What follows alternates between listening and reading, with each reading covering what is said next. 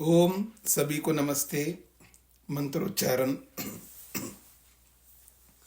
ओम सहनाववतु सहनौ भुनक्तु सह वीर्यं करवावहै तेजस्विनावधीतमस्तु मा विद्विषावहै।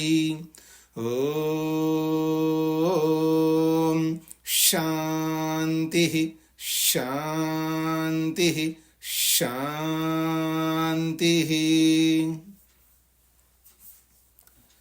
योग दर्शन की 186वीं कक्षा है। साधन पाद के 50वें सूत्र को लेकर के हम विचार कर रहे हैं। सतु बाह्य आभ्यंतर स्तंभवृत्ति देश काल संख्याभिः परिदृष्टो दीर्घ सूक्ष्म। कल के जिनके प्रश्न रह गए हैं वो प्रश्न कर सकते हैं। नरेंद्र जी। स्वामी जी ओम जी। स्वामी जी, जैसे कल ये दो क्रियाएं आपने बताई कि प्राणायाम करते हुए श्वास को रोकना और उसमें उसके साथ साथ जप भी, कोई भी मंत्र लेकर उसका जप करना जी। तो ये जानना चाहते हैं स्वामी जी, ये दोनों क्रियाएं एक साथ, क्योंकि मन तो ज्यादा उसमें लगा रहेगा कि सांस कितनी देर तक रोकना है, शरीर के लिए भागेगा, और जप भी साथ साथ करना है, तो कोई समस्या आएगी इसमें? अधिक मन शरीर की तरफ ही भागेगा स्वामी जी।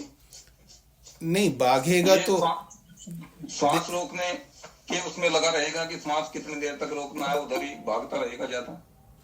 देखिए, मन अपने आप कुछ नहीं करता, वो अपने आप कहीं भागेगा नहीं। कोई कहे जी गाड़ी भाग रही है तो भगाने वाला भगाता है तभी भागेगी ना। तो ऐसे ही आत्मा जो है वो मन को चलाता है। तो एक साथ हम अनेक काम करते हैं ना। लोक में भी खाना भी खा रहे हैं और टीवी भी देख रहे हैं, बातचीत भी कर रहे हैं, ठीक है ना। तो मैं ये नहीं कहना चाह रहा अनेक काम एक साथ करना चाहिए, लेकिन अगर आप ऐसा नहीं करोगे तो आप दूसरा कुछ ना कुछ विचार करोगे ना, वृत्तियां उठाओगे, मन खाली नहीं रह सकता। तो वृत्तियों को उठाने की अपेक्षा से अगर यदि परमात्मा का स्मरण करते हैं, इसमें कोई दोष नहीं है। समझ रहे? तो धीरे धीरे स्वामी जी अभ्यास के द्वारा फिर एकाग्र हो जाएगा ईश्वर में। हाँ जी, हाँ जी, बिल्कुल। स्वामी दयानंद सरस्वती जी भी कहते हैं ना कि आप प्राणायाम कर रहे हैं तो प्राणायाम मंत्र का जप करो साथ में। जी धन्यवाद जी। हाँ जी, प्रतिष्ठा जी। प्रणाम स्वामी जी, नमस्ते जी। जो बड़ी आंत में मल का और छोटी आंत में ना होने का कारण बता रहे थे, उसको थोड़ा सा सब बता दीजिए आप संक्षेप में। क्या पूछा आपने? दोबारा बोलिए। बड़ी आंत में मल का ना रहना, जी, कल बात कर रहे थे पर, जी और जी। छोटी आंत में रहना, तो उसका थोड़ा सा। ऐसा है कि जब हम खाते हैं तो वो डाइजेस्ट होकर के सबसे पहले कौन से आंत में जाती है, जाता है मल? विष्णु जी। छोटी आंत जी। विष्णु जी बताएंगे। बड़ी छोटी आंत में, छोटी आंत में जाती है और फिर उसके बाद बड़ी आंत में आती है, और बड़ी आंत में जब आता है मल, तब उसको बाहर निकाला जाता है। ऐसा ही है ना? जी जी जी जी। तो बड़ी आंत में अगर मल रहता है तो समस्या होती है, वो हानि होती है शरीर में आयुर्वेद की दृष्टि से। और छोटी आंत में अगर मल रहता है तो उससे इतनी हानि नहीं होती है। इसलिए मैंने वो बात कही है, क्योंकि हमारे पेट में यानी उदर में बहुत सा मल रहता है, और मलम एव बलम ये कहा जाता है। जो मल रहता है वो हानिकारक नहीं है, लेकिन जो नहीं रहना चाहिए वो रहेगा तो हानिकारक है। यानी बड़ी आंत में मल बना रहे, जिसको कब्ज कहते हैं आप, इंडाइजेशन कहते हैं, तो वो जो बड़ी आंत में मल रह करके भी वो बाहर नहीं निकलता है, तब वो बहुत हानिकारक होता है। सिर दर्द हो जाएगा, बहुत कुछ समस्याएं होंगी। जी ठीक है। हाँ जी, मोहन लाल जी। जी स्वामी जी नमस्ते। जी स्वामी जी मेरी ये जो स्तंभ प्राणायाम है, ये समझ में नहीं आया स्तंभक प्राणायाम कि ये हमें तो ऐसा प्रतीत होता है हमेशा कि हम दोनों नाकों से सांस को छोड़ रहे हैं, श्वास ले रहे हैं अथवा बाहर छोड़ रहे हैं, और आपने ये बताया कि एक साथ दोनों को ही बंद कर दें, तो ये समझ में नहीं आया। आपने बताने का प्रयास किया, एक बार आप बताने का और कष्ट करेंगे। हाँ, इसका नाम है स्तंभ वृत्ति। स्तंभ वृत्ति प्राणायाम का अर्थ यहाँ पर ये बताया है कि उभयाभाव, दोनों को रोकना है। अब दोनों कौन होते हैं? तो दोनों यही होगा ना, एक तो अंदर लेने वाला, एक बाहर निकालने वाला, ठीक है ना। तो दोनों को एक साथ रोकना है। आपको मन से ये समझना है कि मैं सांस को रोक रहा हूँ। एक होता है बाहर निकाल के रोकना और एक होता है अंदर निकाल के रोकना। ना जो बाहर निकाल के रोकना है ना अंदर लेकर के रोकना है। जो स्थिति सामान्य रूप से श्वास प्रश्वास की चल रही है, बस उसको रोक लो, वो रुक जाएगा, दोनों ही रुक जाएंगे। आपको ये देखना नहीं कि मैंने अभी बाहर का रोका है या अंदर का रोका है, ये नहीं देखना है। बस आपका जो नॉर्मल, जो सामान्य स्थिति में श्वास प्रश्वास चल रहा है, जो गति चल रही है निरंतर, बस उस निरंतर चलने वाली गति को रोकने को ही यहाँ पर उभयाभाव है, दोनों को रोकना है। जी स्पष्ट हो गया? जी ठीक है, धन्यवाद। हाँ जी, गुप्ता जी। नमस्ते स्वामी जी। जी स्वामी जी, जो अभ्यंतर बाह्य प्राण है, हम एक मतलब बाह्य प्राण के बाद अभ्यंतर कर लेते हैं, तो लगातार कर सकते हैं या ब्रेकअप देके करना चाहिए जी? ब्रेक का मतलब कितना ब्रेक? नहीं, जैसे मैंने अभ्यंतर किया, बाह्य के बाद मैंने अभ्यंतर कर लिया, मतलब उसी में मैंने एक के साथ दूसरा जोड़ता चला गया जी मैं। यानी आपने एक बाह्य किया, उसके बाद एक आभ्यंतर किया, फिर उसके बाद एक बाह्य किया, ऐसा? अभ्यंतर कर लिया जी। नहीं, आप हाँ जी, फिर मैंने मतलब हाँ जी, बीच में मत बोलिए, जब जो मैं कहूंगा उसका उत्तर देना हाँ या ना में। आपने आपको बाह्य प्राणायाम आपने किया, फिर उसके बाद बाह्य प्राणायाम एक करके फिर आभ्यंतर प्राणायाम किया, फिर आभ्यंतर प्राणायाम करके फिर बाह्य किया, इस तरह करते हैं आप? हाँ जी स्वामी, जैसे करता हूँ जी जी, ऐसा नहीं करना है। ऐसा नहीं करना है कि बाह्य प्राणायाम अगर कर रहे हैं तो बाह्य प्राणायाम की ही आवृत्ति करनी है, 1 2 3 जितना आप कर सकते हैं। फिर बाह्य प्राणायाम हो गया आपका, फिर आभ्यंतर प्राणायाम करना, फिर आभ्यंतर प्राणायाम की भी आवृत्ति 1 2 3 जितना सामर्थ्य ऐसा करना, फिर दोनों हो गए, फिर स्तंभ वृत्ति करनी है। इस तरह का करना होता है। ऐसा नहीं एक बाह्य प्राणायाम किया, एक आभ्यंतर किया, फिर एक स्तंभ वृत्ति किया। अगर ऐसा करते हैं तो हमें किसी भी प्राणायाम में कुशलता प्राप्त नहीं हो पाएगी। एक को भी नहीं समझ पा रहे हैं, फिर दूसरा कर रहे हैं, तीसरा कर रहे हैं, तो हमें कोई दिखाना नहीं किसी को कि भी मैं चारों एक साथ करता हूं। चारों एक साथ कैसे करना है वो ये समझना होता है। जी स्वामी जी, चारों तो एक साथ नहीं कर रहा मैं बाहर करके अभ्यंतर कर रहा हूँ। पहले अंदर रोक लिया, फिर बाहर रोक लिया सांस, मैं उस तरह से करता हूँ जी। मैं आपकी बात समझ, चारों नहीं करता, 2 करता हूँ। आपकी बात समझ चुका हूं। आप 2 करते हैं, जो 3 करने वालों के लिए, 4 करने वालों के लिए भी मैंने साथ में बोल दिया है। जी तो और आंखें बंद रहेगी इसमें पूरी क्रिया में? आंखें खोल करके क्या करना चाहेंगे हम लोग? हाँ, मैं आपसे प्रश्न,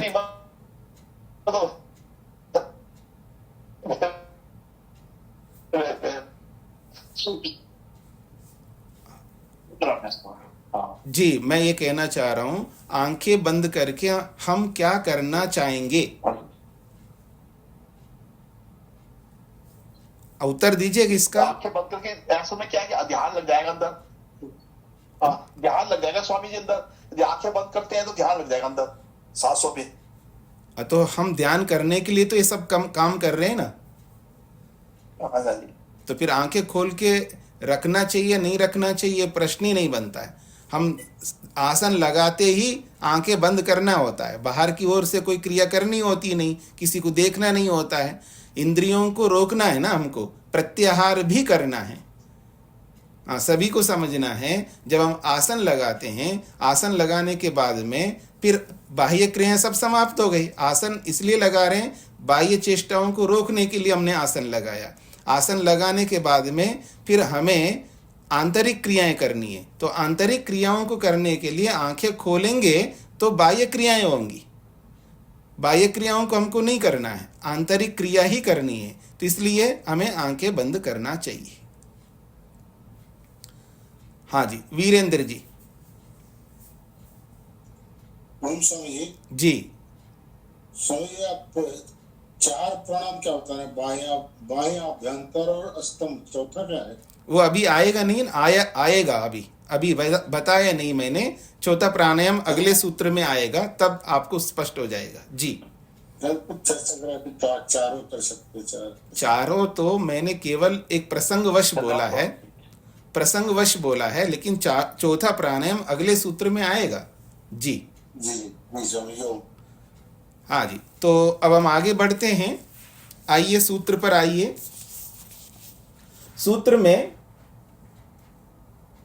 यत्र प्रश्वास पूर्वको गति अभाव सह बाह्य, ये बाह्य प्राणायाम की परिभाषा बताइए। और यत्र श्वास पूर्वको गति अभाव स आभ्यंतर, पहले में प्रश्वास पूर्वक कहा, दूसरे में श्वास पूर्वक कहा।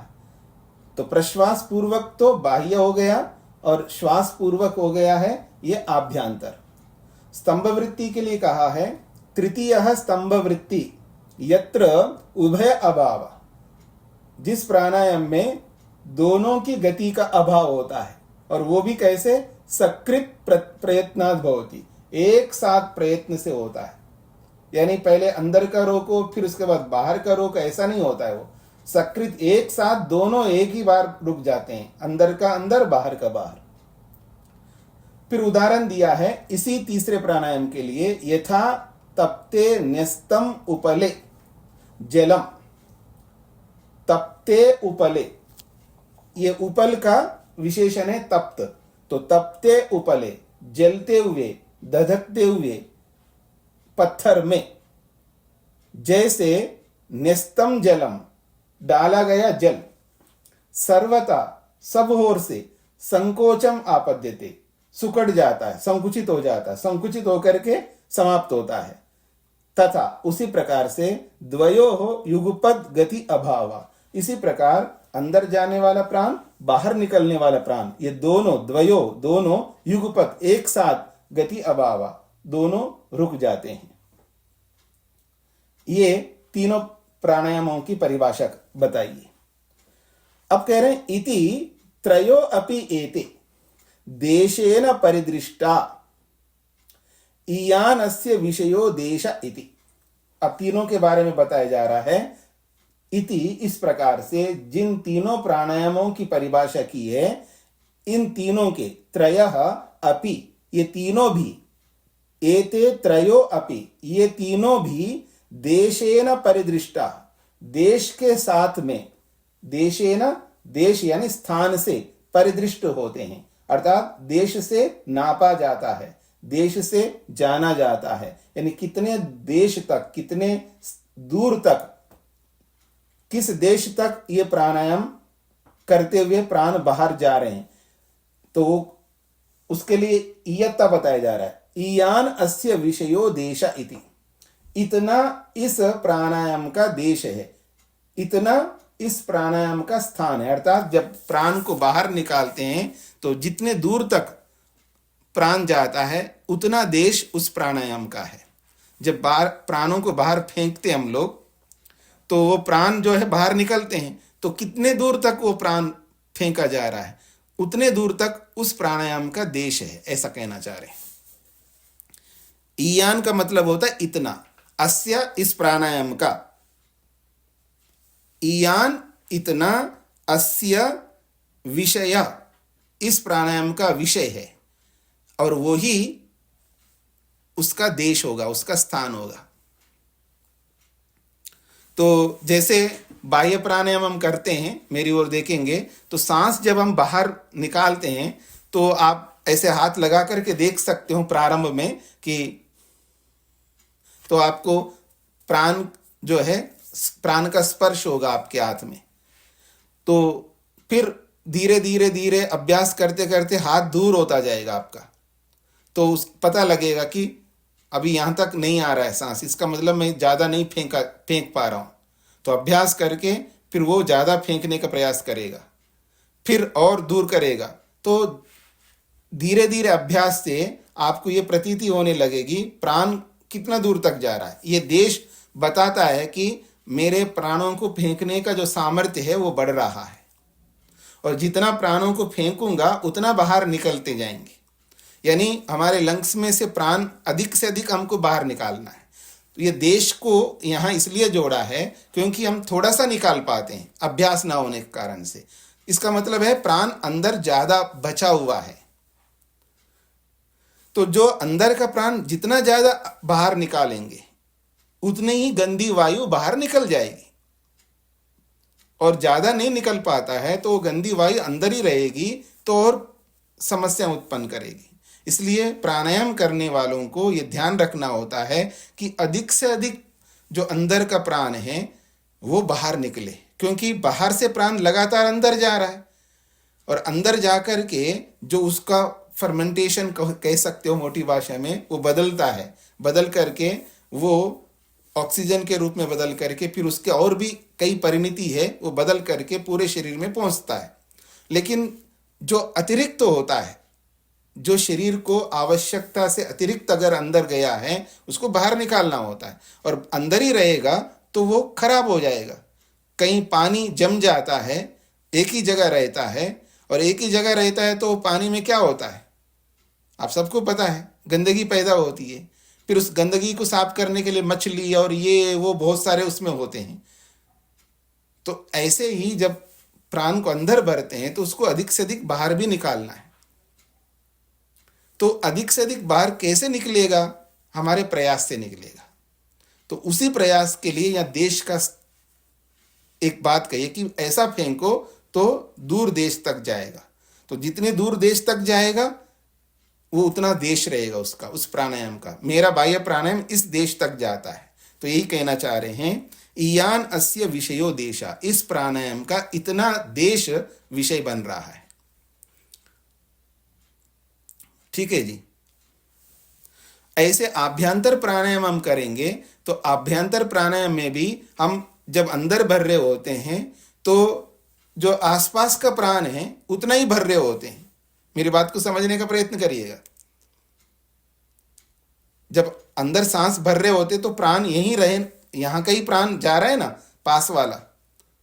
मेरी बातों को समझने का प्रयत्न करना। तो पास वाला ही जा रहा है और निकाल रहे हैं, उसमें से भी थोड़ा जा सकता है ना, जो बाहर निकल रहा है प्राण उसमें से भी तो जा सकता है। तो हमको दूर देश से प्राण लेते जाना, अधिक दूर देश से प्राण जाता जाए, अंदर जाता जाए। तो शुद्ध से शुद्ध प्राण, अधिक से अधिक शुद्ध प्राण जाए, अशुद्ध प्राण कम जाए अंदर। तो इसलिए उसका देश दूर से होना चाहिए, इस तरह का।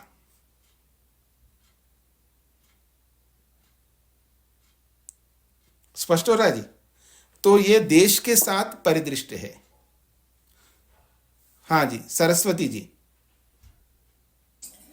नमस्ते स्वामी जी। जी स्वामी जी, जब हमको दूर देश तक, यदि दूर देश तक बाहर फेंकना है या दूर देश से हमें अंदर लेना है, तो जैसा कि फोर्स लगा के ले सकते हैं या धीरे धीरे आराम से लेना है? नहीं, फोर्स लगा रहे हैं, लेकिन वो फोर्स की एक स्थिति होती है ना। एक तो जबरन फोर्स लगाया जाता है और बिना जबरन का भी फोर्स लगाया जाता है। समझ रहे मेरी बात को?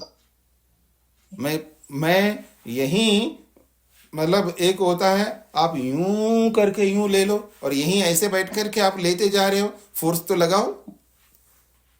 जो हमारा जो सामर्थ्य है लेने का, हम लेते जा रहे हैं, तो अंदर भरने के लिए जब लंबा ले रहे हैं तो लंबा यहाँ का प्राण तो चला गया, अब और आएगा ना प्राण, वो आने वाला प्राण जाता जाएगा, क्योंकि प्राण वहीं नहीं रहता, दूर नहीं रहता, प्राण आता जाता है। तो जो प्राण आता जा रहा है तो शुद्ध यहाँ जो प्राण है अभी वर्तमान में, उसको आपने ले लिया तो और भी आ रहा है ना प्राण, जो आता जा रहा है उसको भी लेते जा रहे हैं, आता जा रहा है तो दूर देश से भी प्राण आ रहा है ना, तो उसको लेते जा रहे हैं ऐसा। जी, उसमें समय का भी समय यदि बड़ा ज्यादा होना चाहिए या कम समय में हमें मतलब जल्दी जल्दी लेना है? देखिए ये देश की बात हो रही है ना, अगला समय का है। जी जी जी जी जी। जी तो ये देश को लेकर के बोला है ईयानस्य विषयो देश इति। अब कहते हैं कालेन परिदृष्टा, अब काल के द्वारा जाना जाता है, कालेन परिदृष्टा, काल के द्वारा जाना जाता है। अब काल का क्या लिया इन्होंने? क्षणानाम इयत्ता अवधारणेन अवच्छिन्ना इत्यर्था। तो काल से परिदृष्ट यानी काल के द्वारा अनुभव किया जाता है, देखा जाता है। कैसे काल के द्वारा?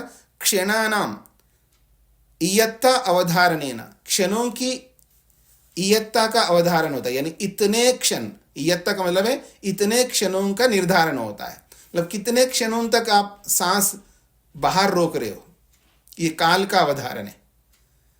यानी जब बाहर निकाल के बाहर रोकते हैं तो कितने क्षणों तक रोकते हैं आप, मतलब 10 क्षण, 20 क्षण, 30 क्षण, 40 क्षण, 50 क्षण, 60 क्षण, कितने क्षणों तक आप रोक रहे हैं, ये काल के द्वारा परिदृष्ट है। इतने काल तक मैं सांस को रोक रहा हूं, इतने काल तक मैं सांस को अंदर भर रहा हूं, और इतने काल तक अंदर। देखिए निकालने का भी काल है, जब बाहर निकाल रहे हैं तो उसका भी एक समय है निकालने का, कितने काल तक मैं निकाल रहा हूं, और निकाल के रोक दिया, फिर कितने काल तक रोका हूं। दो बातें यहां पर। जब निकालता हूं तो सांस यानी बाह्य प्राणायाम में जब अंदर का प्राणों को बाहर निकालता जा रहा हूं तो कितने देश तक जा रहा है, एक वो स्थिति है, और कितने काल तक निकाल रहा हूं यानी कितने क्षणों तक निकाल रहा हूं, ये दो बातें हैं। ऐसे ही अंदर भरते समय कितने कितने देश से भर रहा हूं यानी कितना अंदर भरता जा रहा हूं, और कितने देर तक भर रहा हूं यानी कितने काल तक भर के रखा हूं। दोनों बातें, दोनों के साथ में। तो कह रहे हैं कालेन परिदृष्टा, काल के द्वारा नापा गया, काल के द्वारा अनुभव किया गया, वो क्या है? क्षणानाम इयत्ता अवधारणेन, क्षणों की इयत्ता यानी इतने क्षणों तक मैंने रोका है, इतने क्षणों तक मैंने लिया है।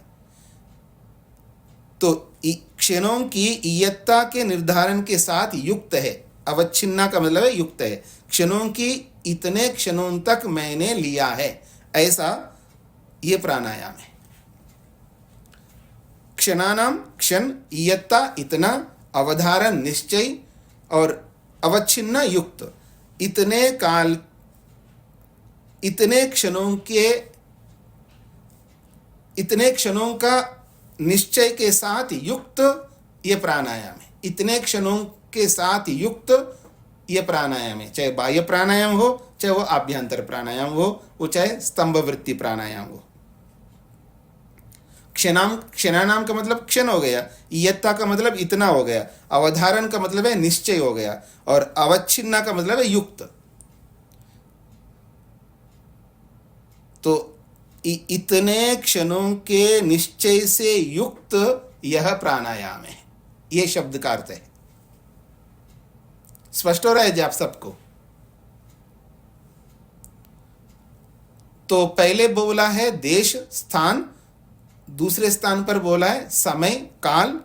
अब तीसरी बात बोली जा रही है संख्या भी परिदृष्टा। अब संख्याओं के साथ अनुभव किया जाता है, संख्याओं के साथ जाना जाता है। कैसे? एतावद् भी श्वास प्रश्वासैः प्रथम उद्घातः।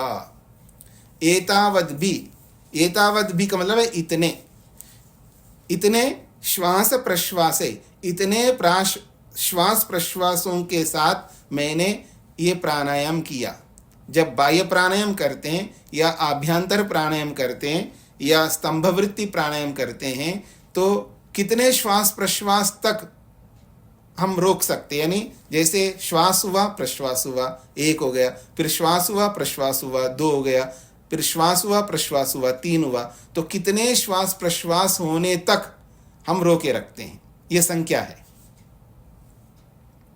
समझ रहे हैं ना? जब हमारा श्वास प्रश्वास निरंतर चल रहा है तो एक संख्या तब होगी लिया फिर निकाला, ये एक संख्या हो गया, फिर लिया निकाला ये दो संख्या हो गया, फिर लिया निकाला ये तीन संख्या हो गया। तो कितने श्वास प्रश्वासों तक मैं रोक सकता हूं, चाहे बाहर हो चाहे अंदर हो या जहां का तहां हो। समझ रहे ना? संख्या। तो एतावद् भी श्वास प्रश्वासै प्रथम उद्गाता। मान लीजिएगा मैं आपके सामने रखता हूं जो हमारा श्वास प्रश्वास चल रहा है सामान्य स्थिति में। श्वास अंदर गया बाहर निकला, एक, श्वास अंदर गया बाहर निकला, एक, ऐसे अंदर जाना बाहर निकालना दोनों को मिला के एक है। केवल अंदर जाना एक नहीं है, अंदर गया बाहर आया फिर एक हो गया, फिर अंदर गया बाहर आया ये दूसरी हो गई, फिर अंदर गया बाहर आया फिर ये तीसरी, ऐसी संख्या है। तो मान लीजिएगा 1 मिनट में हम उदाहरण देता हूं कि 12 बार लिया हमने श्वास प्रश्वास 1 मिनट में, तो कितने श्वास प्रश्वासों तक हम रोकते हैं? तो प्रारंभ में इतना नहीं रोक सकता आदमी, मेरी बात समझने का प्रयत्न करना। प्रारंभ में 1 मिनट में मान लीजिए कोई 12 बार लेता है तो इतना नहीं रोक सकता। मान लीजिएगा मैं बोल दूं 6 श्वास प्रश्वासों तक रोका है उसने, अंदर गया बाहर आया, अंदर गया बाहर आया, अंदर गया बाहर आया, अंदर गया बाहर आया, अंदर गया बाहर आया, अंदर गया बाहर आया, 6 हो गए। ठीक है जी। तो ये 6 श्वास प्रश्वासों तक रोका, तो ये प्रथम उद्घात है, इसका नाम दिया है प्रथम उद्घात, पहला उद्घात।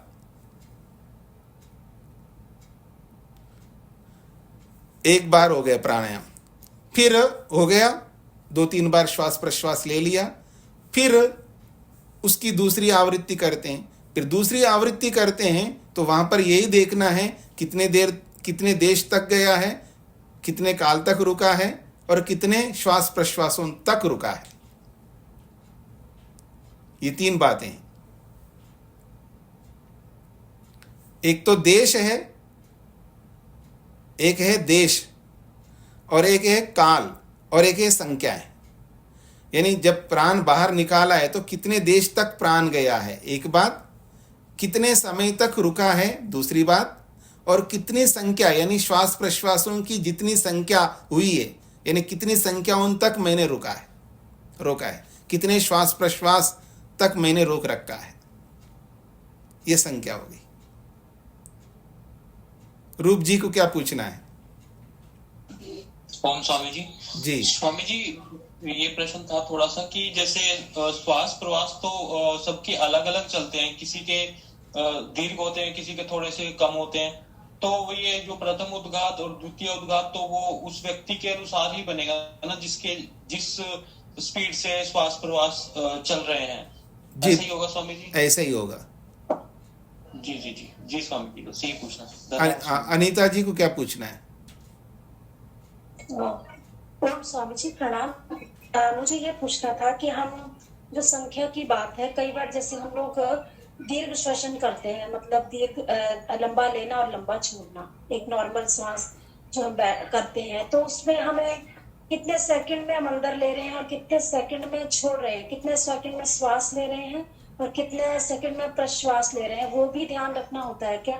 क्योंकि लेने में कभी दीर्घ हो जाता है और छोड़ने में वो छोटा होता है श्वास का, ऐसा महसूस होता है करते समय। तो ये- फिर ये बराबर होना चाहिए, ये क्वेश्चन चिंता। ये प्राणायाम की चर्चा हो रही है, आपके दीर्घ श्वसन का की चर्चा नहीं हो रही ना, उसके बारे में क्यों पूछ रहे हो? प्राणायाम के बारे में पूछिएगा ना। प्राणायाम से अतिरिक्त जो श्वास प्रश्वास जो लिया जाता है उसकी चर्चा ही नहीं हो रही ना। जी सरस्वती जी, माइक खुला स्वामी नहीं। जी, हाँ जी, देश काल और खुला है। हाँ स्वामी जी स्वामी जी, ये देश काल और संख्या जो है ना, वो अपना अलग अलग अपना अपना सामर्थ्य के अनुसार वो होता है ना। जी बिल्कुल। क्या इतना पर्टिकुलर इतना होना चाहिए? अभी मैंने रूप जी को जो उत्तर दिया है वही उत्तर आपके लिए है। वो सब अपने अपने व्यक्ति के सामर्थ्य के अनुसार ही होगा। जी जी, तो आगे बढ़ते हैं जी। शेखर जी। जी प्रणाम स्वामी जी। जी जो ये संख्या की काउंटिंग है स्वामी जी, ये हम प्राणायाम करते हुए तो नहीं करते ना, मतलब हम अगर मेरी सामान्य प्राणायाम की स्पीड 12 श्वास 1 मिनट पर श्वास लेने की 1 मिनट में है, तो मैं उसको कंपेयर करूंगा जब मैं अपना से बाह्य कुंभक करता हूं। तो ऐसा है कि बाह्य कुंभक के करते हुए तो मेरा श्वास प्रश्वास चलता नहीं है, या कोई भी कुंभक किया मैंने, तो यहाँ ये कंफ्यूजन हो रहा है जी कि जो मेरा टाइम सामान्य समय में मैं श्वास प्रश्वास लेता हूँ और प्राणायाम की प्रैक्टिस करता हूँ, उस समय मतलब कितना समय मैं अपने प्राण को रोक सकता हूँ, उसको अपने श्वासों से कंपेयर करूं, ऐसा है ना कि मतलब जब हम स्तंभ वृत्ति कोई भी प्राणायाम कर रहे हैं उस टाइम तो हमारा कोई भी इनहेल एक्सहेल श्वास प्रश्वास चल ही नहीं रहा। जी, तो वहाँ थोड़ा सा कंफ्यूजन हो रहा है मुझे। जी पहली बात तो मैं ये कहना चाहूँगा, कुंभक आदि शब्दों का प्रयोग यहाँ ना करें तो अच्छा रहेगा, क्योंकि यहाँ जो प्राणायाम के नाम बताएं इन्हीं नामों को हमें उच्चारण करना है और इन्हीं नामों को प्रचलित करना है, दूसरे नाम को नहीं प्रचलित करना है। दूसरी बात ये है जो आपका प्रश्न है कि ये जो संख्या है ये निर्धारण इस तरह होता है, हर व्यक्ति को ये समझना होता है कि मैं 1 मिनट में कितना श्वास प्रश्वास लेता हूँ, और ये संख्या जो है कम होती जाती है प्राणायाम करने वाले।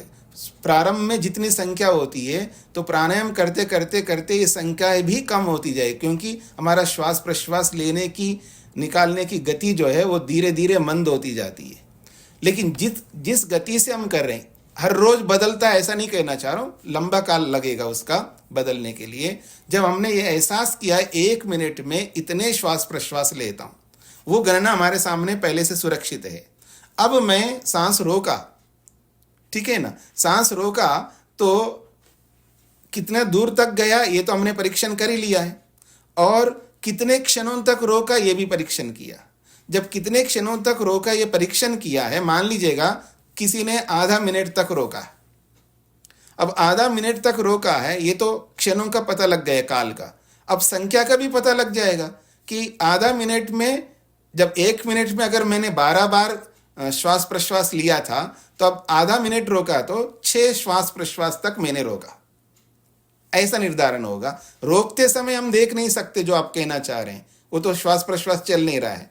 तो लेकिन जो संख्या का निर्धारण हम पहले के अनुसार करेंगे, जो पहले हमने संख्या गिन करके रख रखा है, प्रत्येक व्यक्ति को ध्यान दीजिएगा, बहुत कम लोग ऐसा करते हैं। प्रत्येक व्यक्ति को ये समझना होता है कि मैं 1 मिनट में श्वास प्रश्वास कितना लेता हूं। प्रत्येक व्यक्ति को घड़ी सामने रखना है और रख करके अपने श्वास प्रश्वास की गति को समझना है। वो 1 दिन भी लग सकता है, कई दिन भी लग सकते हैं, वो आपके सूक्ष्मता, समझने का सामर्थ्य और अनुभव करने का और एक्सपीरियंस जो भी है उसके ऊपर निर्भर करता है। लेकिन प्रत्येक व्यक्ति को ये समझना ही होगा, और फिर वो कालांतर में फिर देखते रहना चाहिए कि अब मैं 1 मिनट में कितना ले रहा हूँ। पहले जितना ही ले रहा हूँ कम हो रहा है, और कम हो रहा है तो ठीक चल रहे हैं आप, ज़्यादा बढ़ रहा है तो बहुत गड़बड़ चल रहा है, ये समझ करके चलना है। हाँ जी शेखर जी, स्पष्ट हो गया? जी जी स्वामी जी। और स्वामी जी जैसे अभ्यास से हमारा प्राण सूक्ष्म होता है, जी सूक्ष्म को हम क्या लेंगे, और सूक्ष्म होने से देश हमारा बढ़ता है, ऐसा ऐसा कहेंगे कि हमारा देश जो देश मेजरमेंट है यहाँ पे जी जी जी वो बढ़ता रहता है? नहीं, देश एक तो सूक्ष्म नहीं है, यानी हमें दीर्घ यानी यूं सूक्ष्म का अगेंस्ट जो है या स्थूल ले सकते हैं। स्थूल में तो हमको एकदम एहसास हो रहा होता है कि यहाँ जैसे मैं, ये तो बहुत स्थूल हो गए ना, आवाज आ रही है, लेकिन मैं ये ना करके, ये सूक्ष्म है। सूक्ष्म में आवाज कम होता है। स्थूलता सूक्ष्मता या केवल आवाज के ऊपर निर्भर करता है कि जब आवाज आ रही है तो वो स्थूल हो रहा है, और आवाज नहीं आ रहा है तो वो सूक्ष्म हो रहा है, इतना यहाँ पर जो निकालने का जो हमारा सामर्थ्य है, बाहर फेंकने का जो सामर्थ्य है, वो बढ़ता जाता है। उससे पता लगता है देश कितना दूर तक जा रहा है। जैसे एक मान लीजिएगा किसी पाइप में से हवा निकाल रहे हैं आप, तो आप रख के तो पता लगता है ना, मोटा पाइप से हवा आ रहा है तो आपको स्पर्श होकर के समझ में आएगा, और उस पाइप को और सूक्ष्म करते जाएंगे, सूक्ष्म करते जाएंगे, सूक्ष्म करते जाएंगे, सूक्ष्म करते जाएंगे, तो जितना सूक्ष्म पाइप करते जाओगे उतना ही कम स्पर्श का अनुभव होगा, क्योंकि वो कम आ रहा होता है। लेकिन हमारा सामर्थ्य ये हो रहा होता है कि जैसे हवा चल रहा है नॉर्मल स्थिति में, तो हमको एहसास होता है, क्योंकि वो स्थूलता से हमको स्पर्श कर रहा है। लेकिन जब हवा नहीं चल रहा होता है, नहीं चल रहा का मतलब ये मोटी भाषा है, यानी आवाज जो है सूक्ष्मता से चल रहा होता है, हमको एहसास नहीं होता है। लेकिन हमारे बीच में कोई ना कोई होता है, नहीं हवा चल रहा है, मेरे को तो स्पर्श हो रहा है, क्योंकि उसका स्पर्श का सामर्थ्य बढ़ता है। किसी का स्पर्श करने का सामर्थ्य ज्यादा होता है, तो जो सूक्ष्म हवा जो चल रही है उसको भी वो एहसास करता है, वो उसका सामर्थ्य है। तो ऐसा ही सामर्थ्य हमारे अंदर भी बढ़ता है। जो पीछे बताया था ना, तपस्या करने से लाभ क्या बताया था वहां पर, कि इंद्रियों का सामर्थ्य बढ़ता है। जो पिछले प्रसंग में तपस्या से इंद्रियों का सामर्थ्य भी बढ़ता है, जैसे शारीरिक सामर्थ्य बढ़ता है वैसे इंद्रियों का सामर्थ्य भी बढ़ता है। तो जब हमारे इंद्रियों का सामर्थ्य बढ़ता जाएगा, वो सूक्ष्म प्राण जब बाहर जिस देश तक जा रहा है उसका भी हमको धीरे धीरे अनुभूति होने लगती है। जी शेखर जी। जी जी समझिए, तो ये कहेंगे कि प्राणायाम के अभ्यास से हमारा श्वास सूक्ष्म भी होगा जी, और दीर्घ भी होगा, देश भी बढ़ेगा। जी, देश भी बढ़ेगा, काल भी बढ़ेगा, और सूक्ष्म भी होगा। जी, तो उतना ही प्रयत्न लगाएंगे तो हमारा देश बढ़ता जाएगा। जी जी जी, प्रयत्न का सामर्थ्य जैसे जैसे बढ़ता जाएगा वैसे वैसे देश बढ़ता जाएगा, और जैसे जैसे देश बढ़ता जाएगा वैसे वैसे काल बढ़ता जाएगा, जैसे जैसे काल बढ़ता जाएगा वैसे वैसे संख्याएं भी बढ़ती जाएंगी। जी बिल्कुल ठीक है। जी जी धन्यवाद। सविता जी। नमस्ते स्वामी जी। जी स्वामी जी, मेरे पास एक ये स्वामी ओमानंद जी की योग दर्शन की पुस्तक है जी। इसमें मैंने पढ़ा था कि जैसे हम श्वास लेते हैं तो उसको लंबा करने के लिए काउंट से, जैसे पहले 6 काउंट तक लिया, फिर 8 काउंट तक छोड़ना, फिर धीरे धीरे इस काउंट को बढ़ाना, मतलब एक ही श्वास को लेने में जैसे काउंट पहले करना। स्वामी जी वो ऐसे कुछ। जी जी, वो सबकी अपनी अपनी विधियां हैं, वो योग दर्शन का नहीं है, उन्होंने अपना अनुभव को जोड़ करके बताया है कि आप जब सांस लेते जा रहे हैं तो मन में आप काउंट कर रहे हैं 1 2 3, तो जब सांस भरने का समाप्त हो जाएगा आपका काउंट से पता लगेगा हाँ मैं इतने काउंट तक लिया है। वो एक स्थूल प्रक्रिया है। जी धन्यवाद स्वामी जी। जी जी, तो हम आगे बढ़ते हैं जी। एतावद भी श्वास प्रश्वास ही प्रथम उद्घाता। इतने श्वास प्रश्वासों को हमने लिया, इतने श्वास प्रश्वासों तक हमने बाह्य प्राणायाम किया या अभ्यंतर प्राणायाम किया या स्तंभवृत्ति प्राणायाम किया, यह प्रथम उद्घात कहलाता है। उद्घात शब्द जो है पारिभाषिक शब्द है, शास्त्रीय शब्द है। तो इस उद्गात को यहां पर, इस उद्गात का अर्थ ही यह है कि कितने श्वास प्रश्वास लेने में, यानी 1 मिनट में कितना श्वास प्रश्वास लेने में, यानी कितने श्वास प्रश्वास लेने पर वो 1 मिनट में कितने श्वास प्रश्वास लेते हैं, उसकी गणना जब हमारे सामने आती है कि कोई 12 बार लेता है, कोई 14 बार लेता है, कोई 16 बार लेता है, या कोई 18 बार लेता है, या कोई 20 बार लेता है, तो जितने बार लेता है उतने समय को वह उद्घात शब्द से बोला है। यानी श्वास प्रश्वासों के इतनी संख्या को उद्घात बोला है। वो अलग अलग व्यक्ति का अलग अलग है। और जो श्वास प्रश्वास की गति जो बढ़ रही है, यानी संख्या जो बढ़ रही है, यानी सामान्य रूप से 16, 17, 18 बार लेना है। अगर किसी का 20 बार होता है, किसी का 22 बार होता है, किसी का 25 बार होता है, किसी का 30 बार होता है, तो जितनी गति अधिक बढ़ती है, यानी जितनी संख्या बढ़ती है, तो समझ लीजिएगा उसका स्वास्थ्य उतना खराब है, या उसका यूं कहूं उसका श्वसन तंत्र उतना खराब है। और जिसकी गति जितनी कम होती है उसका श्वसन तंत्र उतना मजबूत है। ये तो स्वास्थ्य को लेकर के बताया। और अगली बात बोलूं मैं, जो जितना अधिक सांसें लेता है श्वास प्रश्वास 1 मिनट में, वो उतना जल्दी मरेगा, और जो जितना कम लेता है वो उतना ज़्यादा जिएगा। ये भी एक है, क्योंकि प्राण जो है कम चलता है, जितना कम चलता है उतना ज़्यादा लंबा जीता है व्यक्ति।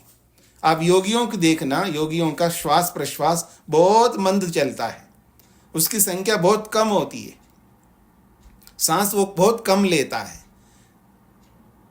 और जो जितना ज़्यादा सांस लेता है, आप देखेंगे ना, जो श्वास प्रश्वास की गति जब बढ़ती है, तो जब ब्लड प्रेशर होता है, हार्ट बीट बढ़ते रहते हैं, तो वो जितना ज़्यादा उसकी गति बढ़ती है ना, वो उतना कम जीता है। आयुर्वेद की दृष्टि से, मैं आयुर्वेद की दृष्टि से बता रहा हूँ, चिकित्सा शास्त्र की दृष्टि से बता रहा हूँ।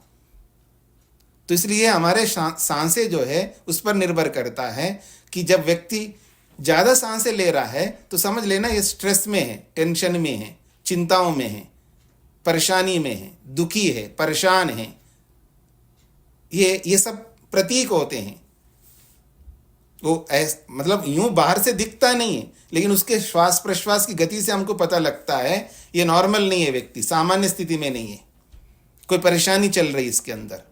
क्योंकि जैसे ही मान लीजिए आप देखेंगे, मान लीजिए कोई धक्का लगता है व्यक्ति को, पैसे का धक्का या मकान का धक्का या किसी ने धोखा दिया, तो उस धक्के से उसके श्वास प्रश्वास बहुत बढ़ते जाते हैं और हार्ट बीट भी बढ़ता है, उसका हृदय की गति भी बढ़ती है, क्योंकि स्ट्रेस में आ रहा होता है, परेशानी में आ रहा होता है। जैसे जैसे परेशानी दिखती है वैसे वैसे उसका श्वास प्रश्वास बढ़ते जाते हैं। इतना ही नहीं, जैसे कोई गलत काम करने वाला होता है और वो गलत काम करता है और वो जिन से डरता है, वो जब सामने आता है तो भी उसका श्वास प्रश्वास बढ़ता है, उसका हृदय की गति भी बढ़ती है।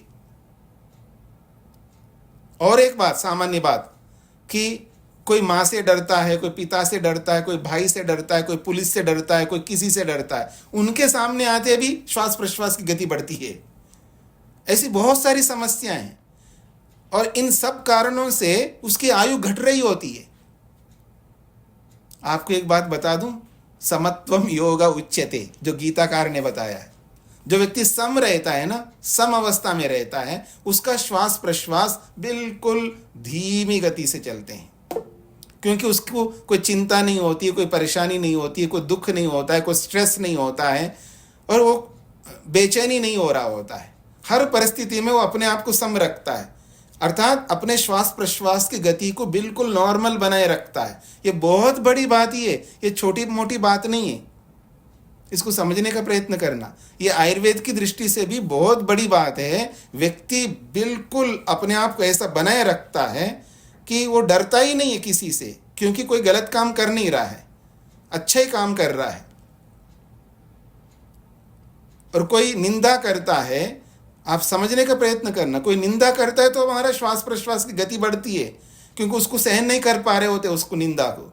इतना ही नहीं है, कोई सम्मान करता है तो भी हमारा श्वास प्रश्वास की गति बढ़ती है, हृदय की गति बढ़ती है, उसको भी हम सहन नहीं कर पा रहे हैं। ये जो पीछे आप तपस्या को पढ़ करके आए ना, बहुत जुड़ा हुआ है जीवन, श्वास प्रश्वासों के साथ हमारा संपूर्ण जीवन जुड़ा हुआ है।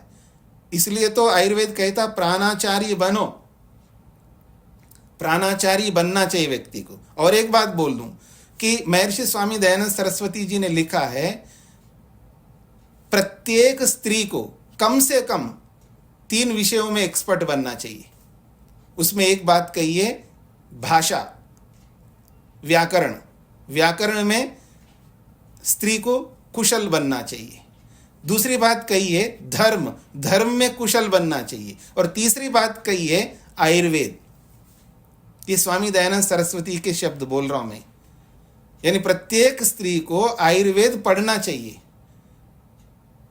ये मेरा ये अभिप्राय नहीं है कि वो क्लिनिक खोल करके बैठे तो फिर विष्णु जी का क्या काम होगा, ये इसका अर्थ नहीं है। पढ़ना समझना एक अलग बात है, और व्यापार करना या बिजनेस करना एक अलग बात है।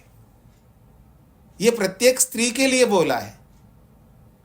इसका मतलब पुरुष के लिए बोलने की आवश्यकता नहीं है। वो स्त्री के लिए इसलिए बोला है क्योंकि हम मर्द लोग जो है स्त्रियों को दबाने वाले होते हैं, इसलिए ताकि वो सब अच्छी तरह पढ़ के समझ करके वो अपने आप को स्टैंड ले और सबको सुख दे सके। सुख का एक बहुत बड़ा कारण है स्त्री, याद रखना। सुख का बहुत बड़ा कारण है एक स्त्री। वो स्त्री माँ हो सकती है, वो स्त्री बुआ हो सकती है, वो स्त्री बहन हो सकती है, वो स्त्री पत्नी हो सकती है, वो कोई भी हो सकती है। तो इसलिए श्वास प्रश्वास का हमारे जीवन का बहुत बड़ा संबंध है, संपूर्ण जीवन का संबंध है। इसलिए इनको इतना हल्के में नहीं लीजिएगा। हर परिस्थिति में हमारे श्वास प्रश्वास के ऊपर निर्भर करता है।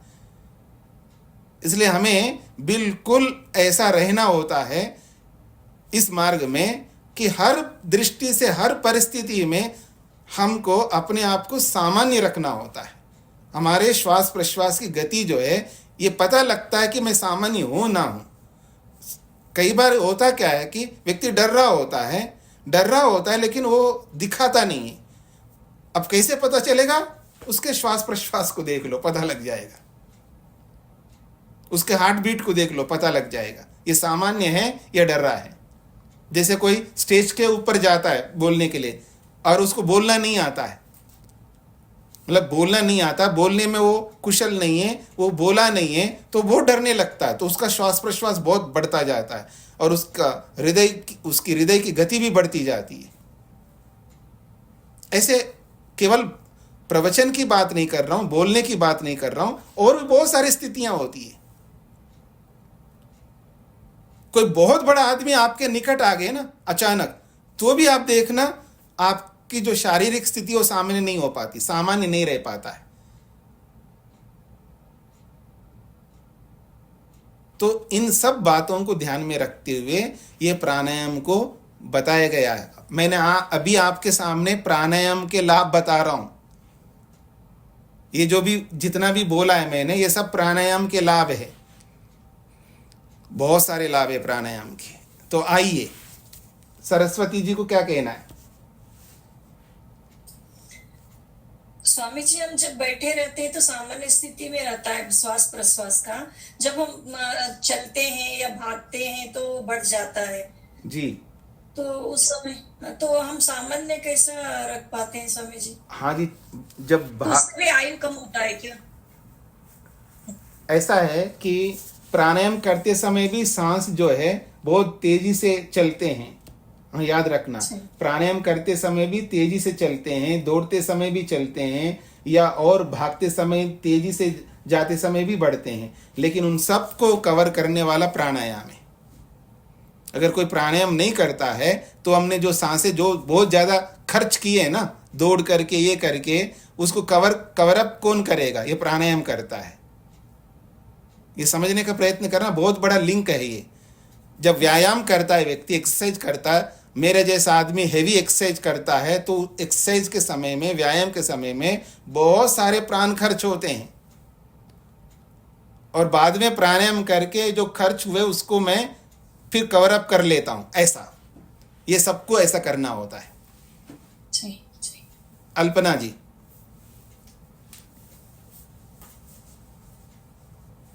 नमस्ते स्वामी जी। जी स्वामी जी, मेरे को प्राण सूक्ष्म होना इस रूप में समझ में आया कि उसमें उसका स्पर्श जो है वो इतना कम हो जाता है कि वो अनुभव में उतना कम आता है। जी। और अब इसको मैं देश की दृष्टि से देखती हूँ कि देश का अर्थ है कि हम जितनी जितनी उत्कृष्टता होती जाएगी हमारी, उतना उतना दूर तक वो देश का अनुभव होगा। जी। तो स्वामी जी, जैसे अब सूक्ष्म जो होना है वो भी उत्कृष्ट स्थिति है और दूर तक देश तक जाना वो भी उत्कृष्ट स्थिति है, तो जी। ये दोनों चीजें जब मिला करके देख रही हूँ तो मुझे वो कॉन्ट्राडिक्टरी दिख रहा है कि वो स्पर्श अनुभव नहीं आ रहा और उधर दूर देश तक जाना हो रहा है। जी, वो अनुभव इसलिए नहीं आ रहा है क्योंकि स्पर्श का अनुभव का जो सामर्थ्य है वो हमारा कम है वर्तमान में, और इस सामर्थ्य को बढ़ाने की जो विधि है वो है तपस्या। जो तपस्या हमको जितनी करनी चाहिए वो तपस्या हम नहीं कर पा रहे हैं, हमको करना चाहिए, क्योंकि तपस्या हमारे से बहुत कुछ अछूता है। वर्तमान में हमारे पास इतने साधन हैं, इतने अनुकूल साधन हैं, उन साधनों के हम बहुत ही तादात्म्य के साथ रहते हैं, उन साधनों का प्रयोग इतना हम करते हैं, उसमें हमारे को तपस्या करने नहीं दे रहा है वो साधन। और आप देखेंगे आज से 40 साल पहले इतने साधन नहीं होते हैं, आज की अपेक्षा से 40 साल पहले हम लोग अधिक तपस्वी थे, चाहे वो खाने के संदर्भ में, चाहे पहनने के संदर्भ में, चाहे वो आने जाने के संदर्भ में हो, चाहे किसी भी विषय में हो, ज़्यादा तपस्वी थे। लेकिन जब साधन बढ़ जाते हैं तो तपस्या कम होती जाती है, और इसका समन्वय वो व्यक्ति कर सकता है जो साधनों के होते हुए भी साधनों का प्रयोग नहीं करता है अनेक स्थानों पर। इसका ये अर्थ भी नहीं है कि बिल्कुल नहीं करता है, जहां आवश्यक है वो करता है, और उनको करता हुआ जहां नहीं करने की स्थिति होती है कि यहाँ नहीं भी करूं तो भी चलेगा, तो भी नहीं करता है। हमारी समस्या ये होती है जब हम साधनों का प्रयोग कर करके, एक प्रकार से मोटी भाषा में कहूँ, उन साधनों के गुलाम बने हुए होते हैं और हम उनको छोड़ते नहीं हैं। जहाँ छोड़ सकते हैं, छोड़ने से कोई बहुत बड़ी हानि नहीं हो रही होती है, वहाँ भी नहीं छोड़ पाते, इसलिए वो सामर्थ्य हमारा घटा हुआ रहता है। हमें तपस्या इतनी अधिक करनी है क्योंकि साक्षात देखिएगा, यम नियम में 10 विभाग है, लेकिन एक तपस्या के विषय में ऋषि ने स्पष्ट लिखा है, न अतपस्विनो योगः सिद्ध्यति। जो तपस्या नहीं करता है उसको योग सिद्ध नहीं होता है। इसको बहुत गंभीरता से हमको लेना है, बहुत गंभीरता से लेना है। जितनी गंभीरता से लेंगे उतना अधिक हम तपस्वी बन पाएंगे। मेरा ये उद्देश्य नहीं कि साधनों का प्रयोग नहीं करना है, मैं भी बहुत करता हूँ साधनों का, मैं भी एसी में रहता हूँ, मैं भी बहुत अच्छे साधनों में रहता हूँ, लेकिन मैं उन अच्छे साधनों को छोड़ता भी हूँ, ज्यादातर छोड़ता हूं, लेकिन मजबूरी से रहना होता है। मैं एक आपको उदाहरण देता हूं। आप सबको पता है स्वामी रामदेव जी, सबको पता है, उनके पास साधनों की कोई कमी नहीं है, कोई कमी नहीं। लेकिन जब वो सोते हैं, नीचे सोते हैं, जमीन पर सोते हैं, और गर्मी में वो एसी में रहते हैं क्योंकि लोगों के साथ मिलना है, जुलना है, ये करना है, लेकिन खुद जब वो जहां रहते हैं, सोते हैं, वो बिना एसी में सोते हैं। अब मेरी बात समझने का प्रयत्न करना। और वो साधनों में रहते हैं, वो चोपर लेकर के जाते हैं, वो प्राइवेट जेट लेकर के भी जाते होंगे, और भी बहुत साधनों में, बहुत अच्छे साधनों में रहते हैं, लेकिन जब उनमें जाना आना नहीं होता है, फिर उनको देखना आप, वो किस तरह रहते हैं। उनके निकटता में रहने वालों से आप पूछिए, जैसे शेखर जी बहुत निकटता से रहते हैं, तो उनसे पूछिएगा, और भी लोगों से पूछिए, मैंने भी देखा है, मैं भी निकटता से देखा है उनको। तो आप यानी कुछ ऐसे भी लोग होते हैं जो साधनों में विपुल मात्रा में रहते हैं, लेकिन इसका ये मतलब नहीं कि वो उसी में ही उसके लत में पड़ करके उसके गुलामी बन करके जीते हो, ऐसा नहीं होता है। आप देख सकते हैं बहुत ऐसे लोग होते हैं, साधु लोग, तपस्वी लोग, अच्छे साधनों में रह करके भी वो उनसे दूर भागते हैं, दूर रहते हैं। ऐसा हमको भी करना चाहिए, ये मेरा कहने का अभिप्राय है। जी जी स्वामी जी, इसका अर्थ हुआ कि जो सूक्ष्म करना है प्राणों को, वो भी ऐसी स्थिति बनानी है कि वो भी हमारे को अनुभव में आए। बिल्कुल बिल्कुल, नहीं तो वो सूक्ष्म करने का अर्थ ही नहीं हुआ ना, वो सूक्ष्म करने का कोई अर्थ ही नहीं रहेगा। जी, तो मैं आपके कई लोगों के प्रश्न हैं, इसको प्रसंग को मैं पूरा कर देता हूं, फिर आपके प्रश्नों का उत्तर दूंगा। तो यहां कहा है एतावद भी श्वास प्रश्वासै प्रथम उद्घातः तद्वत् निगृहीतस्य एतावद भी द्वितीय उद्घातः। तो कह रहे हैं प्रथम उद्घात आपको समझ में आ गया कि इतने श्वास प्रश्वासों तक हमने रोका, ये प्रथम उद्घात होगा।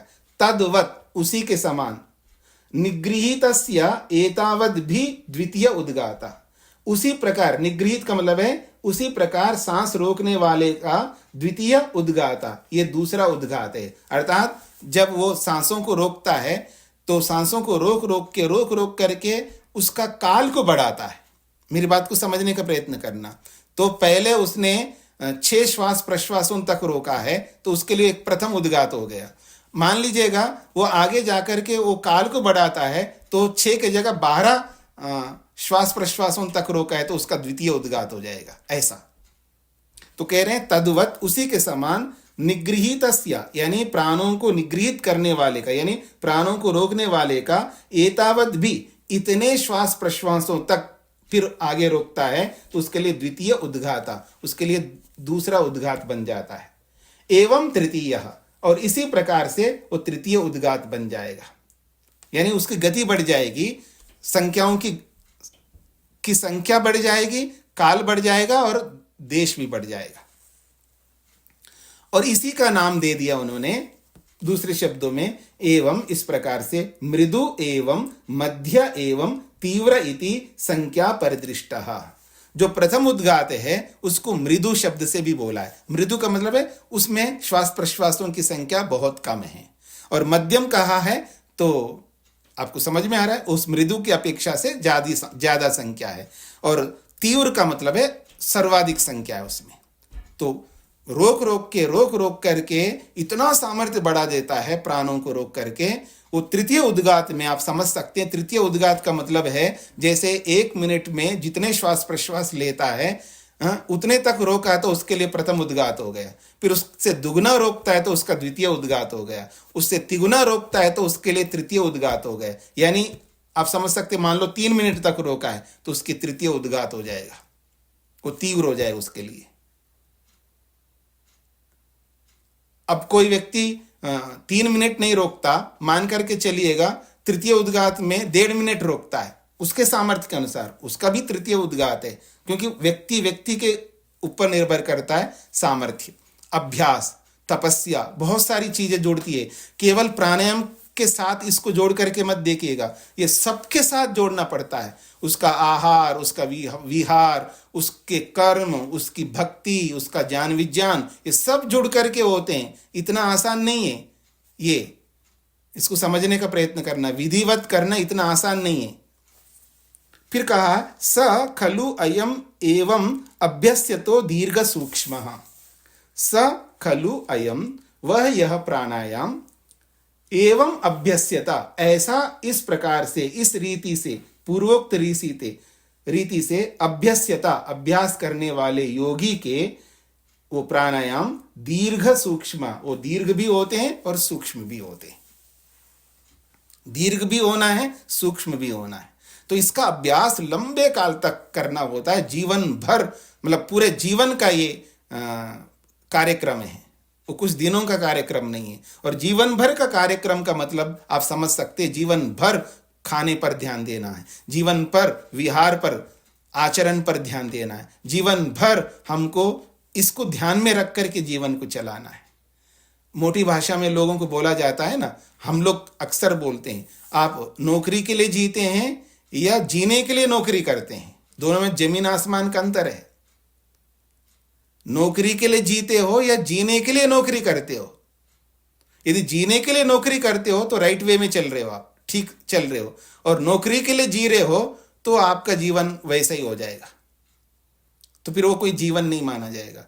और हम अपने आप को देखेंगे, हम उन चीजों के लिए जी रहे होते हैं, कोई पैसे के लिए, कोई मकान के लिए, कोई नौकरी के लिए, कोई किसी के लिए, कोई पति के लिए जी रहा है, कोई पत्नी के लिए जी रही है, कोई उसके लिए, इसके लिए, ऐसे ऐसे हम कर रहे होते हैं। हमारा उद्देश्य ये नहीं रहता है। तो इसको उद्देश्य जो भी बनाएगा तो उसका सारा का सारा जीवन इसके लिए होता है।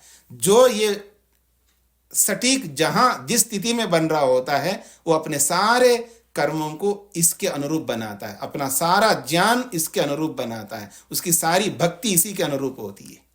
हम इसके विपरीत चल रहे होते हैं। तो इसको मैं यहीं पर विराम देता हूं। बाकी जिन लोगों के प्रश्न हैं या इस सूत्र के भाष्य के ऊपर कोई और पंक्ति समझ में नहीं आई हो, वो कल हम विचार करेंगे। ऐसी कोई जल्दी नहीं, हमें जल्दी भागना नहीं है, केवल मैंने अपनी ओर से इसको समाप्त किया है। बाकी इसके ऊपर और एक एक पंक्ति और एक एक शब्द के ऊपर आपको विचारना है, विचार कर सकते हैं। ओम शांति शांति शांति।